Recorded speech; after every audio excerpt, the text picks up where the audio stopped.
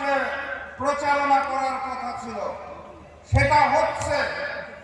কিন্তু একই সাথে সাথে আমাদের মনটাও বিষণ্ণ হচ্ছে, কারণ এই নতুন বাংলাদেশে গণভোটের পক্ষে প্রচারণার সময় নতুন জালেমের পক্ষ থেকে হামলা হওয়ার কথা ছিল না।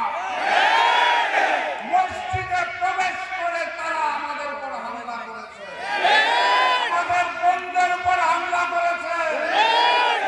ঢাকা 15 আসনের জনগণকে জানিয়ে দিতে চাই, মাথা উঁচু করে জবাব দিবেন। নতুন বাংলাদেশে নতুন জালেম চলবে না। জবাব হবে 12 তারিখে। আমরা শান্তি চাই, কিন্তু কেউ যদি অশান্তি সৃষ্টি করতে চায় তাহলে আমরা